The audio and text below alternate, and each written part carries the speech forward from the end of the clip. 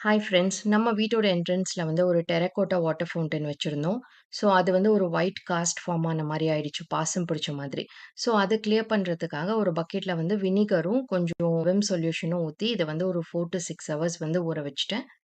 Vinegar வந்து 2 cup add பண்ணேன் ஒரு பக்கெட்க்கு. அதுக்கப்புறம் விம் சொல்யூஷன் வந்து 3 டேபிள் ஸ்பூன்.